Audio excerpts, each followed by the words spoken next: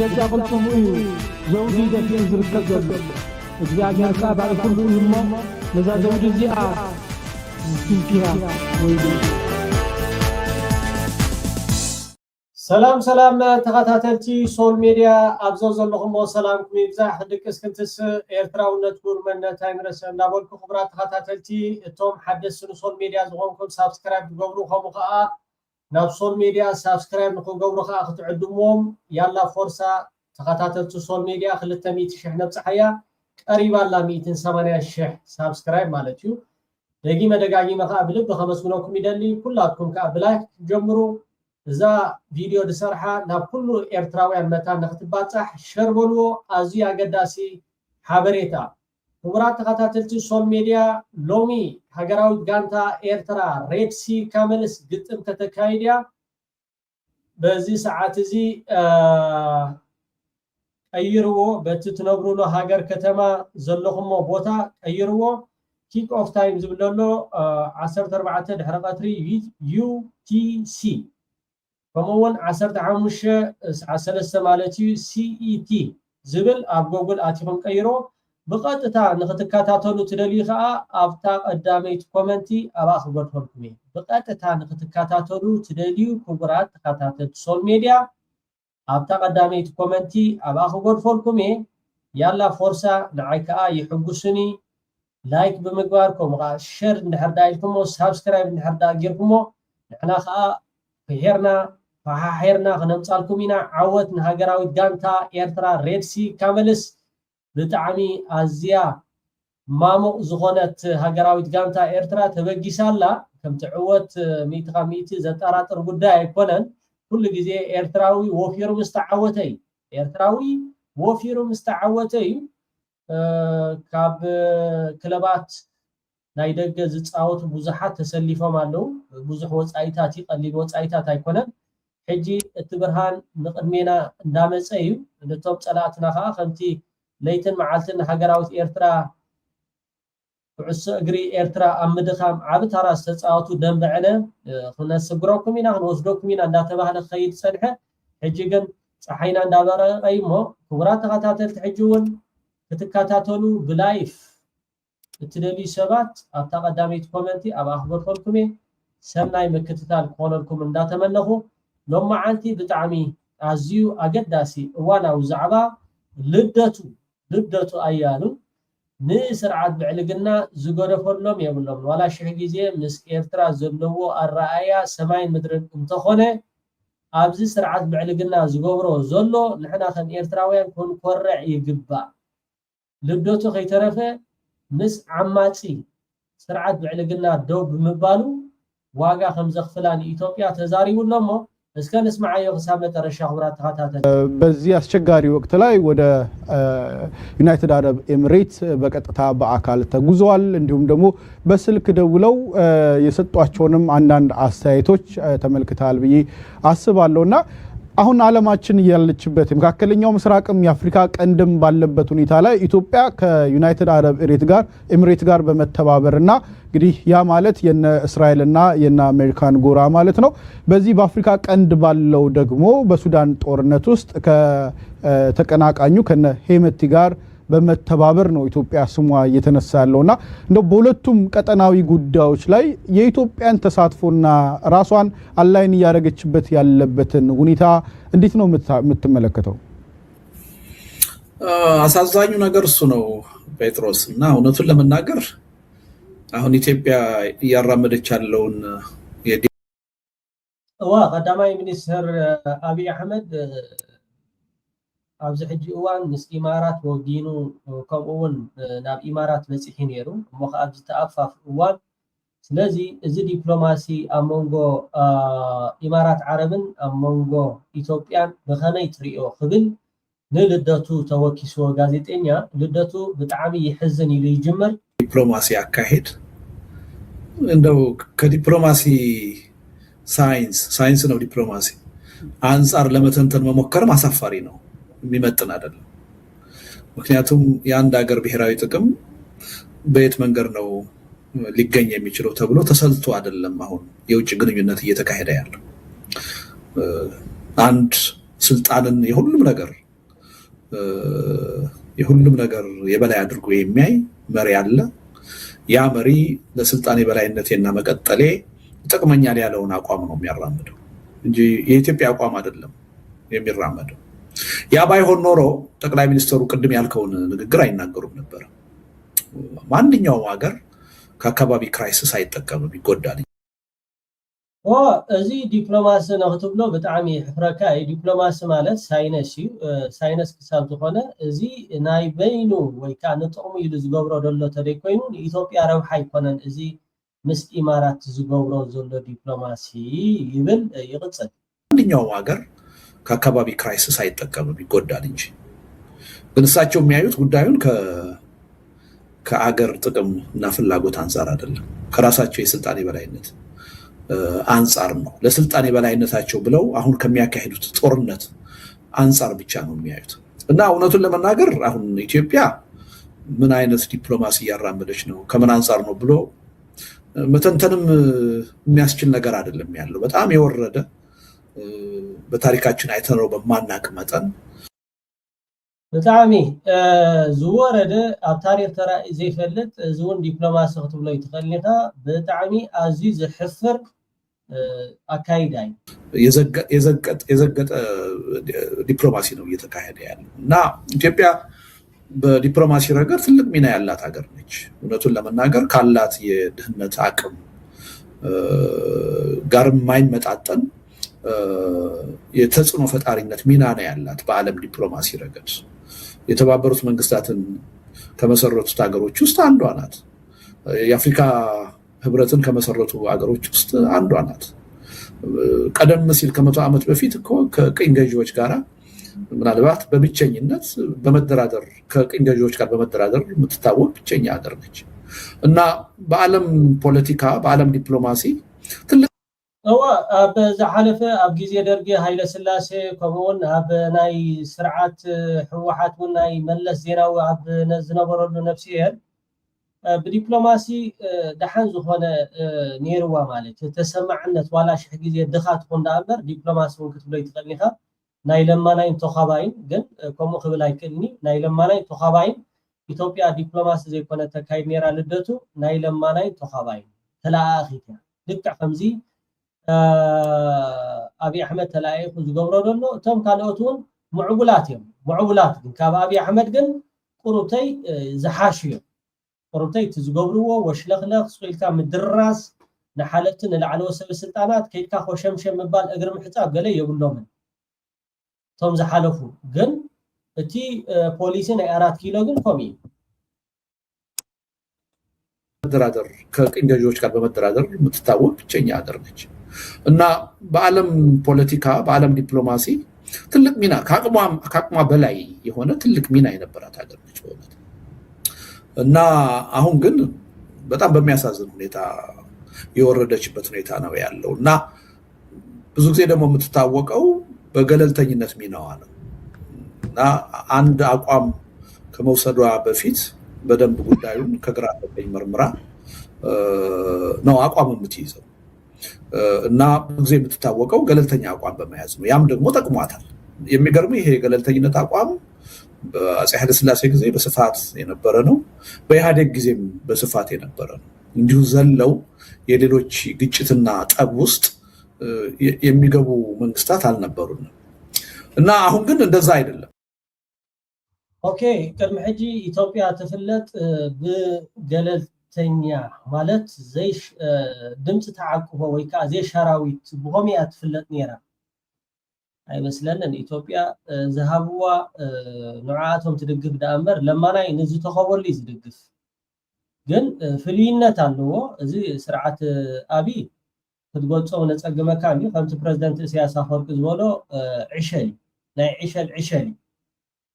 ካብቶም ካልኦት ግን ፍልይ ዘብሎ በቲ ቆልዓ ዝኾነ ናይ ዕሸል ባህር ዳ እምበር ዘይሻራዊት ያ ኢትዮጵያ ነይራ። ሕጂ ግን ውስጥ የሚገቡ መንግስታት አልነበሩንም እና አሁን ግን እንደዛ አይደለም። በጣም ቁንጽል በሆነ እይታ ከአንድ ግለሰብ ስልጣን ጋር ብቻ በተያያዘ ዲፕሎማሲ የሚካሄድበት ሁኔታ ነው ያለው እና አቋም ለመያዝ ከተገደድክ አቋም መያዝ ያለብህ ወይም ደግሞ መደገፍ ያለብህ ተጠቂ የሆነውን ፍትህ የጎደለበትን አካል ነው። ቴንክ ዩ አብዚአ ኩላትና ከም ኤርትራውያን ለይትን መዓልትን አንገረር ንብለላ ዋላ ምስልደቱ ሰማይ ምድርን ኣብ ፖለቲካ አይንራዳዳ ከም ሓደ ኢትዮጵያዊ ግን እንታይ ዝብለሎ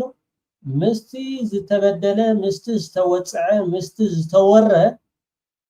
ኢትዮጵያ እንድሕር ደኣ እቲ ዝበለጸ ትምባል ኣብ ከምዚ ካልኦት ሃገራት ማለት እንታይ ገድሽዎ ናብ ደይዳሰን ኮይደን ዘኽድዳ ትሚለን ኣሎ ትም እንድሕር ደኣ ኢልካ መን ፈልጠካ ሱዳን ኣብ ጎኒ ኢራን ኣይበለት ኣብ እስራኤል ኣይበለት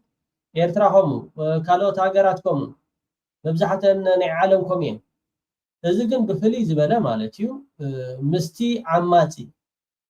ከም በዓል እስራኤል ከም በዓል ኢማራት ዓረብ ሱቅ ክብል ነይርዎ ተቀዳማይ ምርጫ ወይ ከዓ ምስቲ ዝዕመት ዘሎ ደው ክብል ነይርዎ ስለዚ ይብል ያ ተጠቂ የሆነውን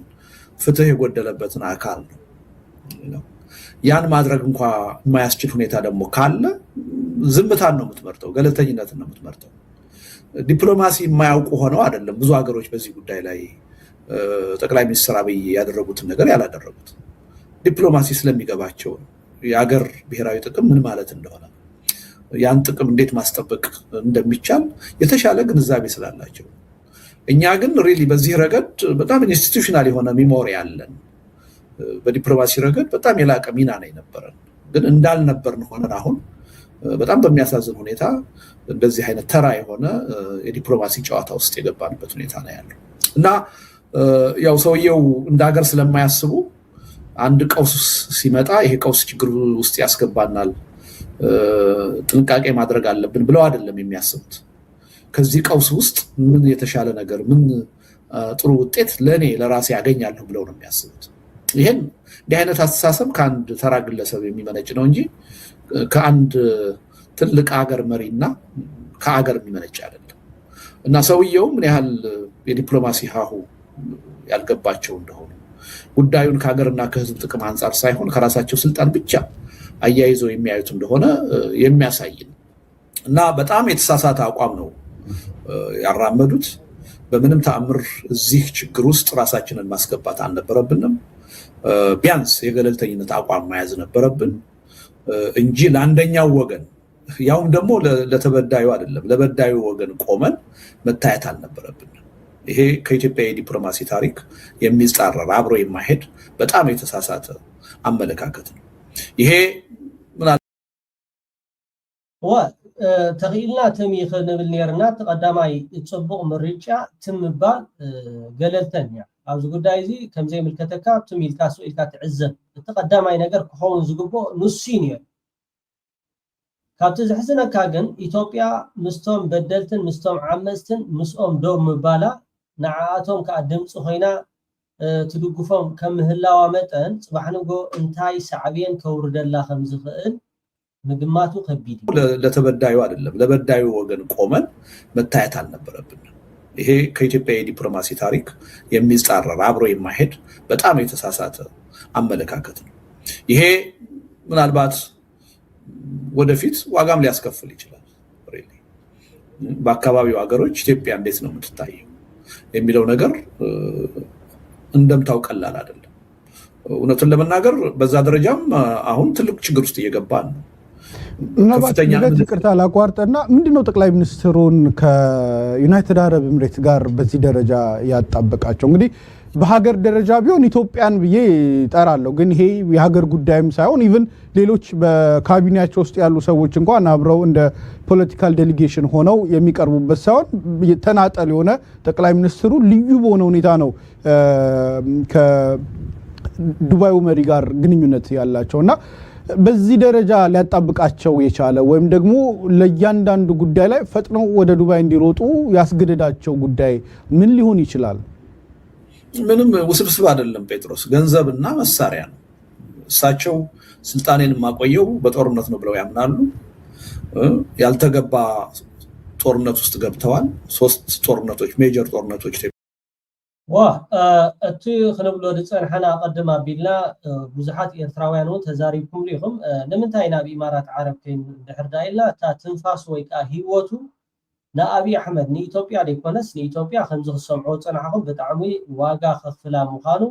እዚ ጌራቶ ዘላ እሞ ከዓ ምስ በዳሊ ምስ ዓማፂ ጠጠው ምባላ እንታይ መስትያት ወይ ከዓ እንታይ መልክዕ ክህባ እንድሕር ኢልና ከቢድ ኢሉ ገሊፁ ኣሎ ኣቐሚጡ ኣሎ ንምንታይ ኸነ ኢማራት ዓረብ ከይዱ ንዝብል ኢማራት ትንፋሱ እያ ንኣብይ ኣሕመድ ንስልጣኑ ንክህሉ ብገንዘብ ብኣፅዋር ቀፃሊ ደገፋ ትገብረሉ ንዓኡ ንጅቡ ወይ ከዓ እቲ ኣባት ነፍሱ ቁርብተይ ስለ ዝተተንከፈ ብዛዕባ ህላውነቱ ብዛዕባ ኣፅዋር ገንዘብ ኢዳ ከይዱ ዳ እምበር ካልእ ዲፕሎማሲ ንህዝቢ ኢትዮጵያ ዝጠቅም ኣይኮነን እምበሺ ኣብ ዓይኒ ኢራናውያን ኣብ ዓይኒ ብዙሓት ናይ ዓለም መርሕቲ ኣትዩ ከም ምህላው መጠን እቲ ክሬዲት ኣብ ልዕሊ ኢትዮጵያ ዝነበሮም ባይታ ክዘብጥ ያልተገባ ጦርነት ውስጥ ገብተዋል 3 ጦርነቶች ሜጀር ጦርነቶች ኢትዮጵያ ውስጥ አሉ እነዚህን ጦርነቶች ማሸነፍ አለብኝ ብለው ያምናሉ በእነዚህ ጦርነቶች ከተሸነፍኩ ስልጣኔ ጥያቄ ውስጥ ይገባል ብለው ያምናሉ ይሄን ጦርነት ለማሸነፍ ደግሞ ገንዘብ ያስፈልጋል የጦር መሳሪያ ያስፈልጋል ገንዘብና የጦር መሳሪያ በመስጠት ረገድ ላለፉት 7 ዓመታት ከፍተኛውን ሚና የተጫወተችው የተባበሩት የአረብ ኤሚሬትስ ነች ስለዚህ ይሄ ነገር እንዲቀጥል ይፈልጋሉ ይሄ ነገር ጥያቄ ውስጥ ከገባ በጦርነቶቹ ይሸነፋሉ ስለዚህ ስልጣኔ ጥያቄ ውስጥ ወይም ችግር ውስጥ ይወድቃል ብለው ሰክተዋል ስለዚህ ይሉንታ የላቸውም በስልጣናቸው ጉዳይ እና የአገር ጉዳይ የወደፊቱ የኢትዮጵያ ጣፈንታ ጉዳይ ምንም ይሁን ምን ለሳቸው ችግር አይደለም ስለዚህ ሌላ ምንም ውስብስብ ነገር አይደለም የተባበሩት አረብ ኤሚሬትስ በአካባቢው ከምትፈልገው ሄጂሞኒ አንፃር በአካባቢው ከምትፈልገው የኢኮኖሚ ጥቅም አንፃር ከዚህ መንግስት ጋር መስራት ይጠቅመኛል ብላ አስባለች ወስናለች ስለዚህ በዛ ምክንያት ያው አንዳንድ የውሸትም ቃልም ስለሚገባላት ተስፋም ስለሚሰጣት ከፍተኛ የሆነ ገንዘብ ኢንቨስት አድርጋለች የጦር መሳሪያ እየሰጠች ነው በዚህ ደግሞ አገዛዙ ተጠቃሚ ሆኗል ፐርሰናሊ ጠቅላይ ሚኒስትር አብይ ተጠቃሚ ሆኗል ጦርነቶቹን ማስቀጠል የቻሉት በዩኤኢ ድጋፍ እና ይሄ ድጋፍ ከተቋረጠ የፖለቲካ ስልጣን ህልውናቸውን አደጋ ውስጥ እንደሚከተው ስለሚያስቡ ነው ይሄን የሚያደርጉት ምንም ውስብስብ ዋው ትክክል አቀሚጧለሁ ዛስዋይ ከይወዓልኩም ከይሓደርኩም ፋኖ ሕወሓት እዛ ጊዜ እዚኣ ተጠቆሙላ ክንብል ኮለና ብዘይ ምክንያት ኣይኮናን ልደቱ እንታይ ይብላሎ አንድ ዛ መልእክት እዚኣ ከዓ መታንቶም ኢትዮጵያውያን ክሰምዑዋ ቁርብተይ እቲ ኩነታት ከዓ ብግቡእ ክርድኦም ቀዳማይ ነገር እዚ ጉዳይ እዚ ገለልተኛ ኮይንካ ክትዕዘቦ ይግባእ ነይሩ እዚ ናይ ኢራን እዚ ናይ በዓል ኣሜሪካ እስራኤል ዝግበር ዘሎ ኢድካ ኣሜሪካ ክትዕዘቦ ጥራሕ ይዝግባእካ ምስ ሓደ ሳይድ ወይ ፀግዕ ክትሕዝ ኣይግባእካን ውሽጥኻ ዋላ ትፈልጦ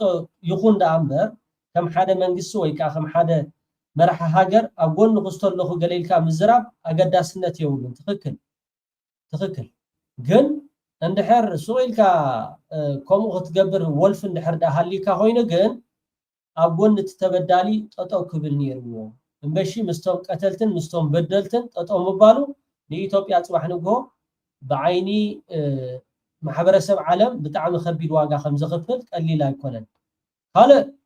አብይ አሕመድ ናብ ኢማራት መኸይድዩ እተን ገንዘብን እተን ኣጽዋራትን እዚአን ፀገማት ከይጋጥሞ ብዛዕባ እዚአን ክዘራረብ ይኸይዱ ስለዚ ኣብዚ ሕጂ እዋን ከዓ ኢማራት ትድከር ስለዘላ ኢማራት ጽባሕ ንጎ ትንፋስ እንድሕር ዳ ረኺባ ንሕወሓት ወይ ከዓ ንፋኖ ክትስዕር እኮ ዋላ ተዘይከኣለት ዋጋ ከኽፍለኩም ዋጋ ከይኽፈለኩም ከሎ ግን ሕጂ እታ ኣክሽን ትወስዱና ሰዓትን ሕጂያ እዛ ልዶቱ ተዛሪባ ደሎ ብጣዕሚ ጽፍፍትን ጽብቕትን በዩኤኢ ድጋፍ እና ይሄ ድጋፍ ከተቋረጠ የፖለቲካ ስልጣን ህልውናቸውን አደጋ ውስጥ እንደሚከተው ስለሚያስቡ ነው ይሄን የሚያደርጉት ምንም ውስብስብ ነገር አይደለም የሚገኘው ገንዘብና የጦር መሳሪያ እንዳይቀንስ ወይም እንዳይቀር ማድረግ አለብኝ ከሚል ነው ይሄ የህልውና ጉዳይ ነው ስልጣኔ ሊቀጥል የሚችለው የዱባይ ወዳጅነት ሲኖረኝ ነው ጦር መሳሪያና ገንዘብ ከነሱ ማግኘቴ ሲቀጥል ነው የሚል እምነት አላቸው ይሄን ለማስቀጠል ነው በክፉ ጊዜ ደረስኩላችሁ ሪስክ ወስጄ መጣው ከኔ በላይ የልብ ወዳጅ የላችሁም ብለው ያ ገንዘብና መሳሪያ እንዲቀጥል ለማድረግ ነው። ሌላ ምንም ውስብስብ ነገር ያለው አይመስለኝም። ትክክል እወ በዚህ ሕማቅ ጊዜ ኩሉ ተሳጊረ መጽኤኩም ዘለኹ ስለዝፈትወኩም ብጣዕሚ ንዓኹም ስለዘኽብረኩም ገለይሉ ተን ዘለዎ ገንዘብ ወይ ከዓ ከምኡውን ኣፅዋራት ንምርካብ እዩ። ቴንኪዩ ብጣዕሚ ፅቡቅ ኣጋላልፃ ፅቡቅ ኣለና ማለት እዩ። ኩላትኩም ተኸታተልቲ ሶል ሚድያ ኣብ ጎኒ ውፅዕ ደው ኢልኩም ዘለኹም እሞ ከዓ ከም ኤርትራውያን ኮይና እዞም ማሕበራዊ ሚድያታት ኣብ ከምኡ መስመር ብምህላውና ይሕብነናን የኹርዓናን። ከም መንግስቲ ኤርትራ ግን እዚ ጉዳይ እዚ ልክዕ ከምዛ ልደቱ ዝበላ ተዓዛቢ ጥራሕ ኮይንካ ስኢልካ ምርኣይ ትርጉም ዘለዎ ይኮነ። ተዛሪብካ ውሽጥኻ ዝፈልጦ ነገር ክሳብ ዘይሃለወ ምዝራብ ትርጉም የብሉን። ሎሚ ወፂኡ ዘሎ ሓበሬታ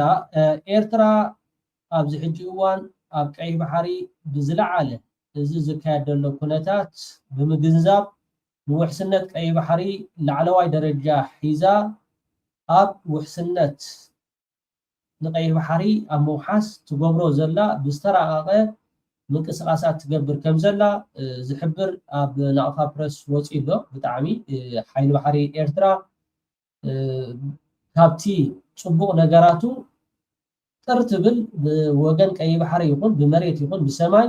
ናብ ኤርትራ ዝኣቱ ወይ ከዓ ናብ ኤርትራ ሕማቅ ነገራት ንክገብር ባይታ ከምዘይብሉ ቀይሕ ባሕሪ እውን ዝገብሮ ዘሎ ስራሓት ወፂኡ ኣሎ። ብጣዕሚ ብምዕቡል ቴክኖሎጂ ከምኡውን ዝተደገፈ ናይ ድሮናት ቀይሕ ባሕሪ ኣብ ምሕላው ዓብይ ተራ ይፃወት ከም ዘሎ ዝሕብር ፅሑፍ ወፂኡ ኣሎ። ናቕፋ ፕረስ ብጣዕሚ ነመስግነካ ተገዲስካ ነዚ ኣብ ማሕበራዊ ሚድያ ሼር ብምባልካ ኤርትራ ደሴት ሰላም እያ፣ ኤርትራ ውሕስነት ሰላም ኣብ ቀይሕ ባሕሪ ዝግበር ዓብይ ተራ ትፃወት ከም ዘላ ማንም ዝስሕቶ ይኮነን። ግን እዚ ሕጂ ተፈጢሩ ዘሎ ኣብ ቀይሕ ባሕሪ ብጣዕሚ ኣዝዩ ኣተሓሳሳቢ እዩ። ኩለን እተን ሃገራት ኣብዚ ሕጂ እዋን 100 ካብ 100 ፀሊይዎን ንርከብ ከም ጅቡቲ ከም በዓል ስዑድ ዓረብ፣ ቀጠር፣ የመን ኣብዚ ጉዳይ እዚ ግብፂ ኣብዚ ሕጂ እዋን ግን እታ ፅቡቅ መርገፂ 100 ካብ 100 ዝኾነ ነገር ናይ ደገ ሓይሊ ኣብ ባይታኣ ወይ ከዓ ኣብቲ ትገብሮ ነገራት ትገብር ስለ ዘይፀንሐት ሕጂ መንግስቲ ኤርትራ ካብቲ ልዑል ፖለቲካ ወይ ከዓ ለቨሬጅ ሒዙ ይኸይድ ከም ዘሎ ዘርኢ እሞ ቴንኪዩ ናቕፋ ፕረስ ብጣዕሚ ኢና ነመስግነካ ተገዲስካ ነዚ ሼር ክትብሎ ብምኽኣልካ ማለት እዩ። ካልእ ከ1.3 ሚሊዮን ያላነሰ ስደተኛ ኢትዮጵያ ውስጥ አለ። ትሪእዎ ኣለኹም እዚ ምሽክናይ ክንደይ ሰባት ትሪእዎ ነይሮም መሲልኩም? ብ100 ሰባት ገለ እዮም ዝሪእዎ ነይሮም። ፍራስትሬሽን ገይሩሎ ጭንቀት ገይሩሎ ነዳዲ ሕማቅ ወይ ከዓ እቲ ክገጥሞ ዝኽእል ስልጣኑ ብጣዕሚ ኣብዚ ሕጂ እዋን ነቀይ ይብል ስለ ዘሎ ከምዚ ልደቱ ክዛረቦ ፀንሐ ኢማራት ከመይ ሓዲራ ኢሉ ለይትን መዓልትን በቃ ሓስብ እዩ ዝሓድር። ኢማራት ከመይ ሓዲራ ኢትዮጵያ ከመይ ሓዲራ ዘይኮነስ ኢማራት ከመይ ሓዲራ ጂ ኣብ ኢትዮጵያ ክንዚ ኤርትራውያን ኣለው፣ ክንዚ ስደተኛታት ኣለው፣ ገለ ክንዚ ኣብ ኢትዮጵያ ይነብሩ ኣለው ገለ ዝበሃል ነገራት ካላፋራ ብድሕሪ ሕጂ ገጽካ ንምፅባፅ ትርኢካ ይደሊና። ኤርትራዊ ኮይንካ ናብ ኢትዮጵያ ዝኸይድ መቸም ባዕሉ ካብ ሕሉፍ ታሪኹ ዘይመሃር ጥራሕ ክኸውን ዝኽእል ካብ ሕሉፍ ታሪኹ ክመሃር ዘይክእል ሓንሳብ ብዓሰብ ጉሕፍኹም ሓንሳብ ወርቅኹምን ገንዘብኩምን ኩሉ ነገራት ኣብ ኢትዮጵያስ እንታይ ፅቡቅ ነገራት ዝረኸብኩሞ ኣሎ? ኤርትራዊ ብድሕሪ ሕጂ ንዛ ኢትዮጵያ ትበሃል ምዃንኩ ነንሕዶም ሕጂ ክባላሉ እዮም ወላ ሓደ ፀገም ዘሎ ይኮነን። ኣብ ዝቐረባ ግዜ ክትሪእዎ ይኹን ግን ተዘይኮልኩም ተመራፂ እንታይ ዝብል ዘሎ ንስማዕ እዮም። ከሲሪያ ኢትዮጵያ ውስጥ የተሰደዱ አሉ፣ ከየመን የተሰደዱ አሉ፣ ከኢራቅ የተሰደዱ አሉ። እዚህ ሰፈር ብቻ አይደለም ስደቱ ያለው። ከብሩንዲ የተሰደዱ አሉ፣ ከዲአርሲ የተሰደዱ ከብዙ ሀገር ይመጡ አሉ። ኢትዮጵያ ውስጥ አሁን ከ400 ሺህ በላይ ኤርትራውያን አሉ። ከ400 ሺህ በላይ ለ400 ሺህ ኤርትራውያን ቤት የሆነች ሀገር ናት። መንያ ገዛና ኮይና ኢትዮጵያስ ገዝኦም ኮይና ኣላ ካብ 400 ሺህ ንላዕሊስ ኤርትራውያን ኣሉ። ክንደይ ከሕሲ 400 ሺህ እኮ ቀሊል ቁፅሪ ይኮነ። ኣብ ኢትዮጵያስ ከምኡ ዶ ሕጂ ሕፅረት ነዳዲ የጋጥም ስለ ዘሎ ከምኡ ከዓ ነገራት ሕማቅ ይኸይድ ስለ ዘሎ كل تصقمات صيرنا كنكيد كنقلالنا قال يلي هلو لو زلو تاخ مصتقل معبن ወይ ካ ታخ መጽትቀል ምርጫ እንዳተቃረበ ይኸይ ስለዘሎ ህዝቡን ኣብ ጎደናታት ወጽዩ ሰልፍ ክገብር ይዳሎ ስለዘሎ ኸመውን እቲ ናይ ፋኖ ኃይል ናይ ህወሓትን ገስጋስ ኣብ ዝቀረባ መዓልታት ክገብር ስለዝኾነ ኩሉ ዝብሎን ዝዛረቦን ተሓዋዊስዎ 400,000 ኤርትራውያን ኣለው ገለለው እንድሕር ሃልዮም ኮይኖም ናቶም ጸገም ይዳ ኣምበር ኣብ ኢትዮጵያ ለው ሰብ ኮፍ ዝብል ኤርትራው እንድሕር ሃልዮ ኮይኑ صباحنوغو ننغروكم علينا دمصو خننادو كم زبلونادو ገለ ዝብሃል ነገራት ሕጂ በውዒታ በትግራይ ጌርኩም ናብ ኤርትራ ተኣትኩ ትፈልዩ ኣነ በኬንያዶ ወላ በዩጋንዳ ኣነ ይፈልጦኒ ዘይፈልጦ ነገር ካ ንሰብ ክሕብር አይደልኒ በትግራይ ጌርኩም ግን ህይወትኩም ኣው ሕሱዋ ኣብ ኢትዮጵያ ዓቢ ዝኾነ ነውጽ ክፍጠሪ ዛስዋይ ሕጂ ትሪኦ ለኹም ከሰል መሲሉ ኤርትራውያን ክንድዝለዶ ሓላይ ኤርትራ መስል ማለት هذا ولوي انت صوع له بزعوا على ايران واستزاروا ونዳድ ነው ማለት አንዳንድ ጩኸቶች ነበሩ ኢትዮጵያ ውስጥ ግን የኤሌክትሪክ መኪና የመረጥንበት ዋናው ምክንያት ለምሳሌ አሁን በኢራን ግጭት ምክንያት የነዳጅ ዋጋ በከፍተኛ ደረጃ እየጨመረ ነው ያለው እኛ ነዳጅ አናመርትም የነዳጅ ዋጋ ከጨመረ ዋጋ ይጨምራል ነዳዲ ብሽ ሪፋይነር መጻሪ ጌርና ለና ዓሰብ ከምዚ ጌርና ገለ አጥቁዶ ገለ እንታይ ድፍድፍ ገለ ትብሎ ድፍድፍ ዳ ጌሩ ድፍድፍ አብልኩም ዳ አምበር ድፍድፍ ነዳጅ ደዋላ ገለ ትብሎ ነርኩ አቢዳ ሕጂ ነዳዲ ይብልናን ዝና ኢራን ጸገማት አጋጢሙ ዘሎ ከቢድ እዩ ኢትዮጵያ ከብድ ግፊሕም ስለጽንሑ ከብድ ግፊሕም ጸኒሐም ኩሎም ኢትዮጵያውያን ዛስዋያ ክጻወሩ ይኩልን ሬዚስታንስ ዝበሃል ነገር የለም ሕጂ ነንሕደው ክባላልዑ ክጅምር እዩ እጂ የጠንቅቅ ይደለው የፊውል መኪና መገልገልን ቀንስና ቆም ስንል አንዳንድ ጩኸቶች ነበሩ ኢትዮጵያ ውስጥ ግን የኤሌክትሪክ መኪና የመረጥንበት ዋናው ምክንያት ለምሳሌ አሁን በኢራን ግጭት ምክንያት የነዳጅ ዋጋ በከፍተኛ ደረጃ እየጨመረ ነው ያለው እኛ ነዳጅ አናመርትም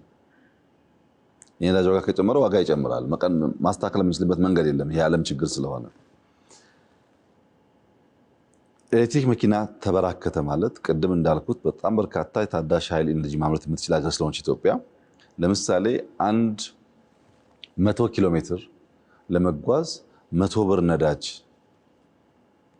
የሚያስወጣ ቢሆን 100 ብር ደግሞ ኤሌክትሪክ የሚያስከፍል ቢሆን አይደለም ዋጋው ይቀንሳል ግን ቢሆን በዋጋ ደረጃ እኩል ቢሆኑ ልክ እንደ ኢራን ያለ ግጭት ሲፈጠር ፊውል ተዘጋብኝ አትልም ኢነርጂ ዩዝ ስለምታመርት መገልገል ይችላል ፊውል ያላቸው ግን መገልገል አይችሉም የፊውል ፍጆታ እየቀነሰ ይሄዳል አንችልም በዛ ልክ በጣም ከፍተኛ በአለም ላይ ካላት ገቢ ካላት ኤክስፖርት ከፍተኛውን አማውንት ለኢነርጂ ከሚያወጡ ጥቂት አካት አንዷ ኢትዮጵያ ናት በጣም ብዙ ገንዘብ ነው የምናወጣው ለምን ስላላመረትን ወደፊት ይቀየራል ብዬ ተስፋ አደርጋለሁ ያ ሲሆን ኢቪ ካርስ መጠቀማችን ሃሎሎ ይባካ ከመ አይነት ዝበልዎ ጋውና ይወደይ እተን ናይ ኤሌክትሪክ መካይን በምንታይ እቲ ጀነሬተር በምንታይ ሃቱሎ በኤሌክትሪክ ሕጂ ኩለን ተን መካይን ናይ ኢትዮጵያስ በኤሌክትሪክ ተቀየራ ወይ ሃሎሎ ግን እንታይ ዜርካ ኣብዛ ሓደ ከም ዝንጓዕ ዘይብልና ፍራስትሬሽን ገይሩሎ ጻጥ ገይሩሎ ሃሎሎዊ ዋላ መትሓዝ ይብሉ ከም ዝክሰምዖ ጸንሐ ዋላ ብጣዕሚ ዘፈንፍነካ 100 ሰባት ገለም ዝካታተልዎ ነይሮም ያ راح ኣብታ ናይ ሃይለ ስላሴ 4 ኪሎ ዲኻ ክትቀበር ንማሌዥያ ዲኻ ታድም ሓቢርና ክርኤና ክብራት ተኸታተልቲ ያ እዝንኹም ከይተሐሙ ገጹ ትከወል ክብራት ተኸታተልቲ ደጋጊመ ኣብዘ ዘለኹም ሰላምኩም ይብዛሕ እዛ ናይ ኩዕሾ ክትሪኡ ትደሊ ሰባት ግን ኣብ ታሕቲ ክብለልኩም ኣብኡ ነው በእንግሊሽ ክሊክ ብምግባር ሰርች ኣብ ጎግል ኣቲኹም ዋላ ኣብ ዩቲዩብ ኣቲኹም ኣብ ዝተፈላለዩ ነገራት ክትረኽቦ ስለትኾኑ ተኸታተሉ ኢኹም ሬድሲ ካመልስ ትዕወት ዓወትን ኣሳልጦን ሃገራዊት ጋንታ ኤርትራ ይምነ የቀኒየለይ ሰሰናይ ሰዓት 6 ፈረቓን ተጋዳላይ በያን ህሉ ኩነታት ኣዝዩ ኣገዳሲ ዝኾነ ትንተና ፖለቲካ ክበናይ ሰላም ውፁ ሰሰናይ